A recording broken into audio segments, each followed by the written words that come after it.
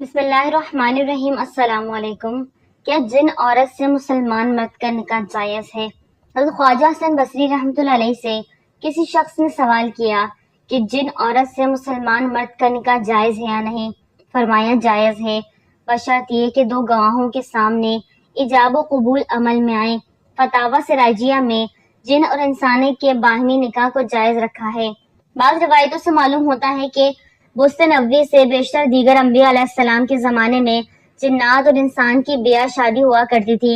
چنانچہ حضرت ابو ہریرہ رضی اللہ تعالیٰ عنہ کی روایت میں مذکور ہے کہ حضور صلی اللہ علیہ وسلم نے فرمایا کہ بلقیس زوجہ سلیمان علیہ السلام کے ماں باپ میں سے ایک جن تھا۔ کتاب حیات الحیوان کے مصنف نے لکھا ہے کہ مجھ سے ایک ایماندار حامل قرآن نے بیان کیا تھا کہ میں نے 4 جن عورتوں سے بے در پہ نکاح کیے۔ اس طرح ایک اور شخص نے مجھ سے بیان کیا کہ میں نے ایک جن عورت سے نکاح کر لیا تو مجھے اس کی بات پر یقین نہ آیا، اور میں نے کہا یہ کیوں کر ممکن ہے کہ جسم لطیف اور جسم کثیف یکجا جمع ہو سکیں۔ پھر عرصے کے بعد وہ شخص مجھے نظر آیا تو اس کے سر پر پٹیاں بندھی ہوئی تھیں۔ لوگوں کے دریافت کرنے پر اس شخص نے بتایا کہ میرا اپنی بیوی جن سے کسی بات پر جھگڑا ہو گیا تو اس نے میرا سر پھاڑ دیا۔ جنات ہمیشہ جسم کثیف بن کر ہی ہمارے سامنے آتے ہیں، جسم لطیف کی صورت ان کو دیکھنا ہمارے لیے ناممکن ہے۔ دوسری جگہ مذکور ہے کہ جنات انسان عورتوں سے قربت کو بہت پسند کرتے ہیں۔ اس قسم کے اکثر واقعات سننے میں آئے ہیں۔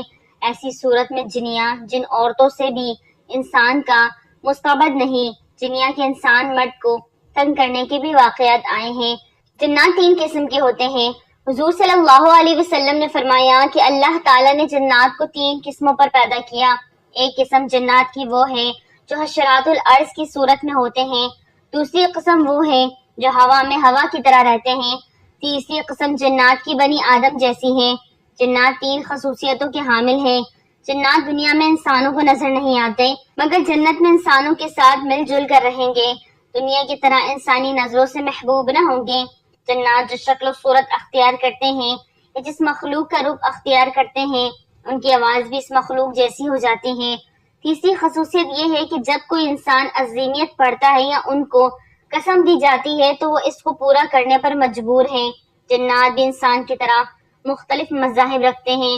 حضرت خواجہ حسن بصری رحمۃ اللہ علیہ فرماتے ہیں جس طرح انسانوں کے مختلف مذاہب ہیں اسی طرح جنات بھی مختلف مذاہب رکھتے ہیں۔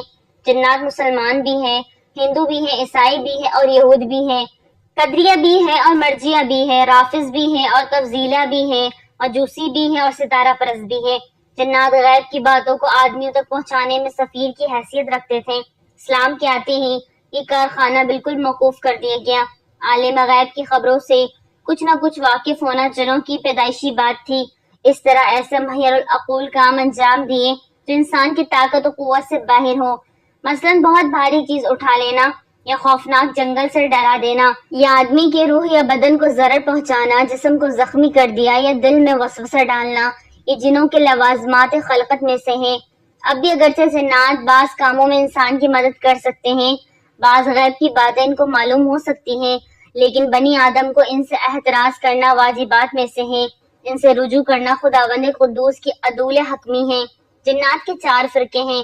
پہلا فرقہ کافر جنوں کا ہے جو اپنے کفر کو پوشیدہ نہیں رکھتے، خواہ کسی بھی مذہب سے ان کا تعلق ہو، اور بنی آدم کو جہاں تک ممکن ہوتا ہے بہکانے میں قصور نہیں رکھتے۔ وہ لوگوں کو ترغیب دیتے ہیں غیب کی باتیں ہم سے پوچھا کرو، مصیبت کے وقت ہم سے مدد مانگا کرو، ہم تمہاری حاجت اور مشکل کشائی کیا کریں گے۔ یہ جنات کافروں کی حتی المقدور مدد اور اعانت کرتے ہیں، لوگوں سے بازور شرک کراتے ہیں اور لوگوں کو اسلام قبول کرنے سے روکتے ہیں۔ دوسرا فرقہ منافق جنوں کا ہے جو ظاہر میں اپنے آپ کو مسلمان ظاہر کرتے ہیں مگر اپنے پوشیدہ مکر و فریب سے آدمیوں کی خرابی کے در پہ رہتے ہیں۔ ایسے خباث اپنے کو کسی بزرگ کے نام سے مشہور کر کے لوگوں سے اپنی تکریم کراتے ہیں۔ تیسرا فرقہ فاسق جنوں کا ہے۔ یہ جنات آدمیوں کو طرح طرح سے ستاتے ہیں۔ ایسے جن نظر و نیاز، مٹھائی، پانی، شربت وغیرہ اپنے واسطے سب کچھ قبول کر لیتے ہیں۔ چوتھا فرقہ جنوں کا وہ ہے جو چوروں کی طرح بعض آدمیوں کے روح کو بدخلقی، غرور، کینہ، حسد اور ہر وقت نجاست میں آلودگی کی طرف کھینچ کر لے جاتے ہیں، ان کو اپنے رنگ میں رنگ لیتے ہیں۔ جنات کو خوش کرنے کے لیے جانوروں کی بھینٹ دینا منع ہے۔ علامہ بہقی رحمۃ اللہ علیہ نے زہری سے روایت کیا کہ حضور صلی اللہ علیہ وسلم نے جانوروں کے ذبیحہ سے منع فرمایا ہے۔ زمانہ جاہلیت میں دستور تھا کہ مکان خرید کر یا زمین سے خزانہ یا رفینہ برآمد کرتے وقت جنات کو خوش کرنے کے لیے لوگ جانوروں کی بھینٹ یا جنات کی شرارت سے بچنے کے لیے دیا کرتے تھے۔ حضور صلی اللہ علیہ وسلم نے مسلمانوں کو ان باتوں سے منع فرمایا ہے۔ یہاں جانوروں کے ذبیحہ سے مراد شیطانیت کے مد میں ذبیحہ کیے جانے والے رسومات کی ادائیگی ہے، ورنہ اسلام میں صدقہ خیرات جیسے افضل اعمال الگ چیز ہیں۔ ہاں البتہ اعمال کا دار و مدار نیتوں پر ہے۔ جنات سے مدد طلب کرنا حرام ہے۔ حدیث میں جنات سے استعانت اور مدد طلب کرنے کو ہر طرح سے منع کیا گیا ہے۔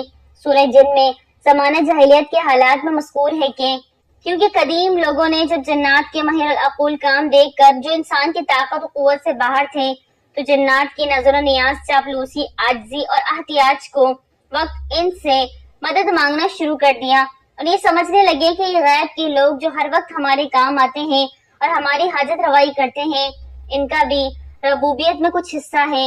یہ لوگ محض عبدیت کا علاقہ خدا تعالیٰ سے نہیں رکھتے، بلکہ یہ لوگ یا تو نعوذ باللہ خدا کے بیٹے ہیں یا اس کے ولی عہد یا اس کے کارخانوں کی خدمت ان کی سپرد ہے۔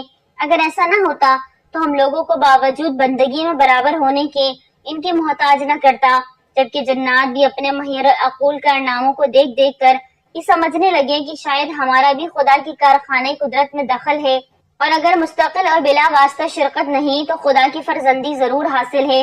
اس طرح جنات کا غرور و تکبر اور عوام کی حد سے زیادہ گمراہی بڑھی۔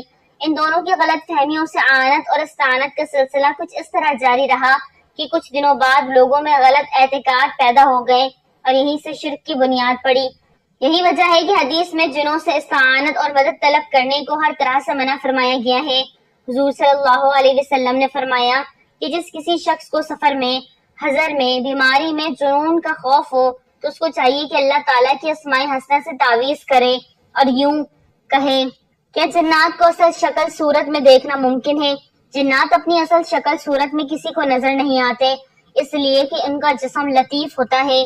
کثیف چیز کو آنکھوں سے لطیف چیز کا دیکھنا ناممکن ہے۔ البتہ اس قلیہ سے حضور صلی اللہ علیہ وسلم مستثنیٰ ہیں، کیونکہ حضور صلی اللہ علیہ وسلم نے جبرائیل علیہ السلام کو ایک بار اپنی اصلی صورت و شکل میں دیکھا تھا، ورنہ حضرت جبرائیل علیہ السلام کی خدمت اقدس میں اکثر حضرت دحیہ کلبی رضی اللہ عنہ کی صورت میں متشکل ہو کر آیا کرتے تھے۔ اسی سبب سے امام شافعی رحمۃ اللہ علیہ کے نزدیک اس شخص کی شہادت مردود ہے جو یہ کہتا ہے کہ میں نے جن کو اس کی اصل صورت و شکل میں دیکھا۔ جنات ہمیشہ جس میں کثیف بن کر ہی ہمارے سامنے آتے ہیں، جس میں لطیف کی صورت ان کو دیکھنا ہمارے لیے ناممکن ہے۔ جبرائیل علیہ السلام جن نہیں بلکہ فرشتہ تھے۔ یاد رہے جنات اور فرشتوں کی تخلیق کے مادہ میں آگ اور نور کا فرق ہے، چونکہ دونوں جسم لطیف ہیں لہٰذا انسانی نظر انہیں اصلی حالت میں دیکھ نہیں سکتی۔ ہاں البتہ پیارے نبی صلی اللہ علیہ وسلم نے اس قلیے سے مستثنیٰ قرار دیا ہے۔ جنات کے رہنے سہنے کی جگہ اور ان کی قسمیں۔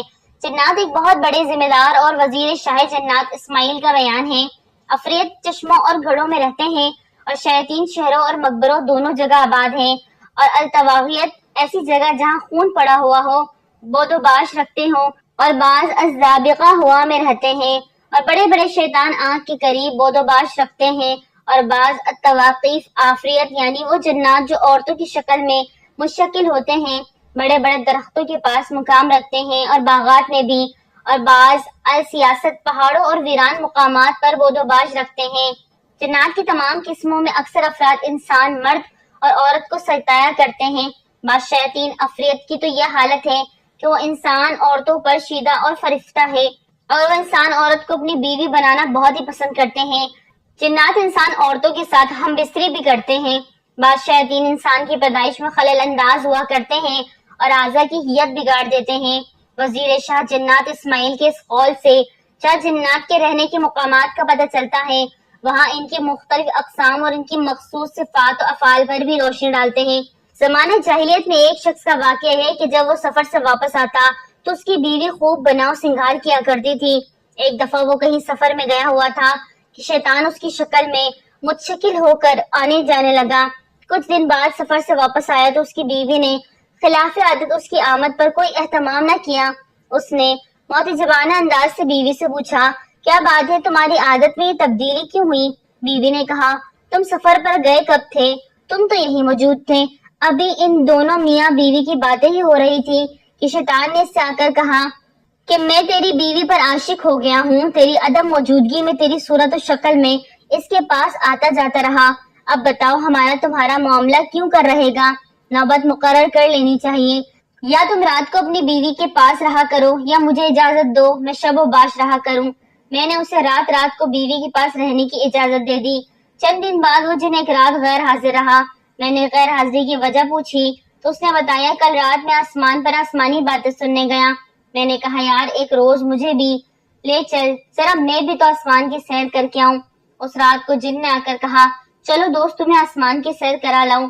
वो मुझसे कहा, जरा मुंह फेर लो। मैंने मुंह फेर लिया। वो जिन खंजीर की शक्ल बन गया। उसके बदन पर 2 बड़े बड़े पर भी थे। वो जिन मुझे अपने बदन पर बैठाकर उड़ने लगा और मुझसे कहा कि मुझे अच्छी तरह पकड़ के बैठ जा, किसी चीज से डरने की जरूरत नहीं।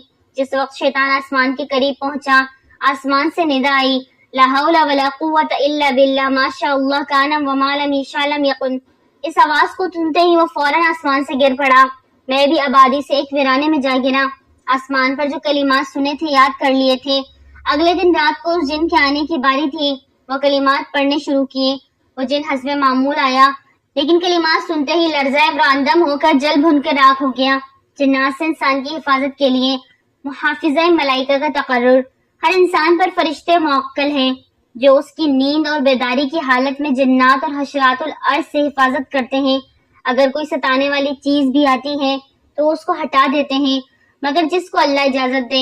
हज़रत काबुल अहबार रहमतुल्लाह अलैह फरमाते हैं कि अगर अल्लाह ताला ने तुम्हारी हिफाजत के लिए फरिश्ते मुवक्कल मुकर्रर ना फरमाए होते तो तुम्हें जिन उठा कर ले जाते। ये फरिश्ते खाने पीने, सोने जागने, हर हालत में इंसान को आफात से बचाते हैं।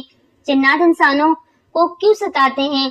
इस्माइल वजीर मस्कूर ने अल्लामा मगरिबी तिलमिसानी को इंसानों को मुख्तलिफ तरीकों से सताने की तफसीलात भी बताई हैं।